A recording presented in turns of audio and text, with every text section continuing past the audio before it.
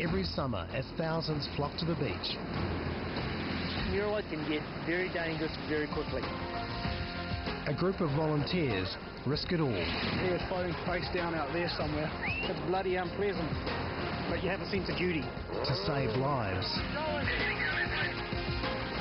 was wearing a life jacket, so probably saved his life. We could see some action out. The first worst job is an unsuccessful rescue.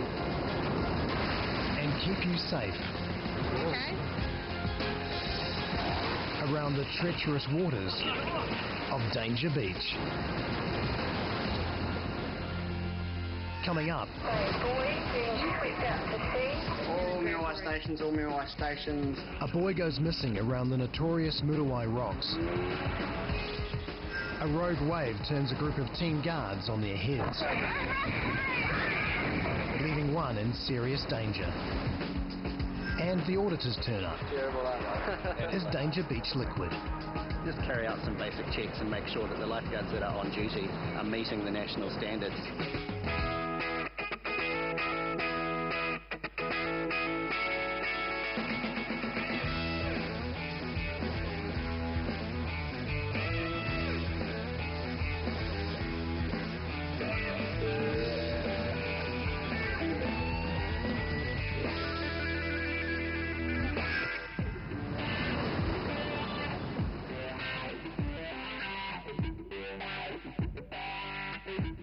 It's 1 week till Christmas and the start of the busy summer season on one of New Zealand's most dangerous west coast beaches, Muriwai. Every weekend, Muriwai's young volunteer lifeguards put their lives on the line to keep the beach safe. The West Coast has to surf, and has to surf all the time. So there's a lot of people on the beaches in the weekend. So yeah, it is a dangerous place. It's definitely the most dangerous place to go fishing. People call it the Wild West Coast.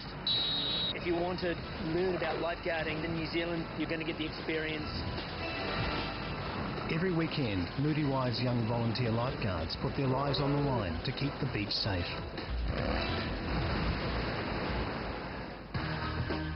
And in charge for the season is club captain Dave Butt. At 21, Dave's been a lifeguard since the age of 14. It's the start of the holiday season, so we'll still get a few numbers coming out, I'd say. So yeah, just we'll see what happens though, really. Basically today we've got Patrol 6 on, which the patrol captain for today is Damien Malloy. Well, patrol captain's no fun. He's pretty well experienced. I'm not allowed to go do the rescues anymore. He's pretty good value. Yeah, I don't get to get in the water much anymore. Alongside Dave on duty today is his younger brother Chris. He'll be working the jet ski rescue craft.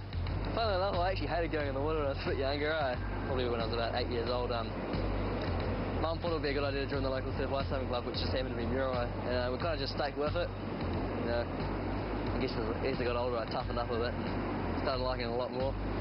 The jet ski is a powerful 700cc Yamaha, used for covering vast areas across several beaches.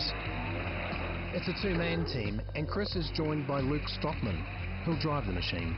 We are independent patrols. We've got our own first aid kits and all our own equipment and radios. But for the most part, we just stay on station and assist the patrols. And rounding off the weekend patrol, the IRB team of Matt Buswell and junior guard Brad McConaughey. Bradford McConaughey, he's on today. He's an up-and-coming guy. He's a pretty hard case, eh? It's always a big night with the ladies with that guy, eh? You know, he's a bit of a ladies' man, definitely. I don't want to be stuck in an office all day. That's a big reason why a lot of us keep coming back. Make sure no one drowns. The team at Danger Beach is locked and loaded and ready for anything. Within minutes of coming on duty, the patrol kicks into action. A boy being swept out to sea, unable to get back in. A 14-year-old boy has been swept off the rocks. There's a 3-metre swell and his exact whereabouts unknown. 14-year-old male in trouble on rocks at, we think, Maori Bay. The informant is unreliable. People trying to rescue them. Over. Chris is the first to act and must team up with his jet ski driver Luke and start the search. As the swimmer, Chris is towed behind the jet ski, but today the swells are huge and causing the team problems. The jet ski is a relatively new craft for surf lifesaving, and only a handful of lifeguards in New Zealand are trained to use them.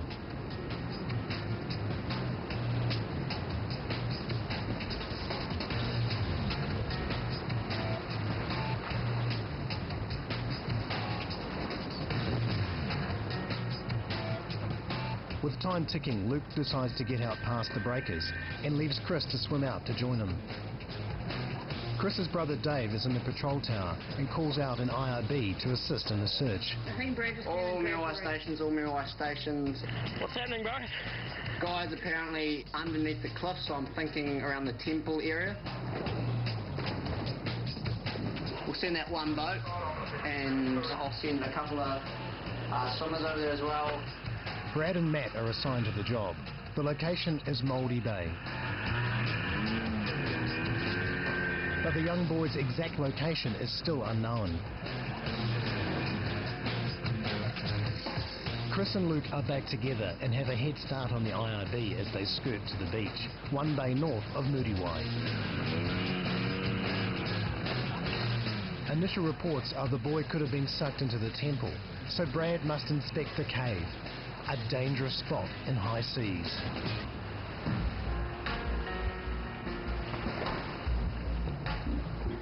Yeah, guys, what can you see over there? Stand by, we've just got Bradford in between the temple and the gut walking around. There's a group of swimmers by the caves on Māori Bay. We're just going through with stand by.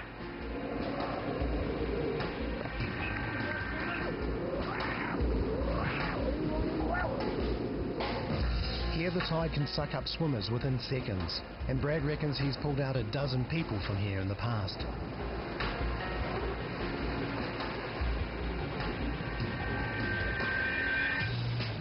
But today, no sign of the young boy, and the search goes on.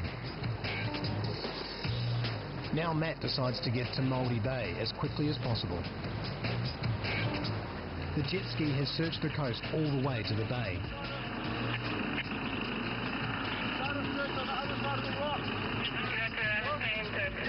Brad runs across the rocks only to find a confused and worried family, and no young boy.